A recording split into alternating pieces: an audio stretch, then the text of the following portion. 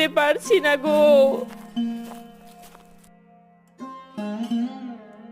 কি ভাই, সারাদিন মন খারাপ করে বসে থাকলে চলবে? যা হবার তা তো হয়ে গেছে। গ্রামের সবারই একই অবস্থা, সবাই হাই হাই করছে। এখন বুদ্ধি করে কাজ করতে হবে। ঠিকই তো, বাকি যে দুটো গরু ভালো আছে সেগুলোকে দ্রুত বিক্রি করে দিন, নইলে ওই দুটো মারা যাবে যদি, তখন কিন্তু সব লোকসান হয়ে যাবে, হাতে একটা টাকাও কিন্তু থাকবে না। হ্যাঁ গো দিদি, কথাটা তো ঠিকই বলেছো, কিন্তু ওই দুটোকে বিক্রি করে দিলে আমাদের সংসার চলবে কি করে? দুধটুকু তো আর পাবো না। বাবা, আমাদের গরুটা কি আর কখনো ফিরবে না? আমার যে মনটা খুব খারাপ লাগছে, আমি যে আর দুধ খেতে পারবো না। কষ্ট পাস না মা, কষ্ট পাস না। আমি কোনো একটা ব্যবস্থা নিশ্চয়ই করব। আমরা চাষার ছেলে, পরিশ্রম করতে জানি। দেখবি সব ঠিক হয়ে যাবে। তবে আর দেরি করো না দাদা, আজই বাজারে নিয়ে যাও। হাতে টাকা থাকলে অন্য উপায় বের করা যাবে, এখন বাঁচাটাই আসল কথা। থমথমে এক নীরব দুপুর। হারান বাকি দুটি গরু নিয়ে বাজারের দিকে যাচ্ছে।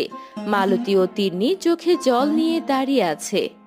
আহারে, আজ আমাদের লক্ষ্মী গাই দুটোকেও বেচে দিতে হচ্ছে। এতদিনের কষ্টের সংসার এক মুহূর্তে সব যেন শেষ হয়ে গেল। তোমার মন কি খারাপ লাগছে না গো? কষ্ট তো হচ্ছেই মালতী, কি করব বলো? মনকে শক্ত করতেই হলো। এই দুটোকে বাঁচাতে গেলে এদের অন্য গায়ে বিক্রি করা ছাড়া আমার আর কোনো পথ খোলা নেই। নইলে যে এই গরু দুটো মরে যাবে গো। বাবা, গরুদের বিক্রি করে দিও না, আমি ওদের জন্য রোজ মাঠে ঘাস কেটে আনবো। আমার খেলার সাথে দুটোকে এভাবে যেতে দিও না। চল ভাই, আর দেরি করিস না, বেশি আবেগে মন দিলে চলবে না। তুই এক কাজ কর, তাড়াতাড়ি বাজারে গিয়ে দেখ যদি ভালো দাম পাস।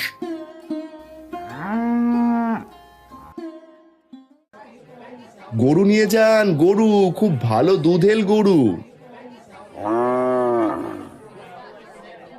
আরে তাই নাকি? খুব ভালো দুধ দেয় বুঝি? তাহলে গরু বিক্রি করছেন কেন দাদা? অসুখ করেছে নাকি গরুর? না দাদা, একদম সুস্থ গরু, দেখছেন না কেমন শক্তি নিয়ে দাঁড়িয়ে আছে। হাতে টাকা নেই তাই গরু বিক্রি করতে চাইছি। তা কত হলে দেবেন? আমি কিন্তু বাপু দুটো গরু 30,000-এর বেশি দেবো না, আগেই বলে দেওয়া ভালো। 30,000? দাদা, দুটোই তো বড় গরু, তার উপর দুধেল। আর কিছু বেশি টাকা দিন না দাদা, এটা কম হয়ে যায়। টাকার প্রয়োজনে গরু বিক্রি করতে এসেছি, কম হলে কিভাবে হবে? তা ঠিক আছে, আমি আর 5,000 টাকা বেশি দেবো, দিলে দাও, না হলে আমি চললাম বাপু। দাদা দিয়ে দাও, এর থেকে ভালো দাম এই মুহূর্তে আর পাবে না। দেন দাদা, ওতেই দিচ্ছি। গরু দুটো যত্ন নিয়েন, আমার মেয়ের খুব আদরের গরু। ওসব তোমায় ভাবতে হবে না, এই নাও টাকা, দাও দাও গরু দাও। হারান গদাই গ্রামের রাস্তা ধরে হাঁটছে। একদিকে গ্রামের করুণ দশা যেন চোখে দেখা যায় না।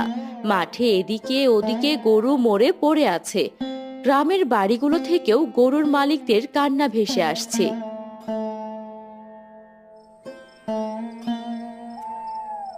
গোয়াল ঘরটা কেমন যেন খা খা করছে।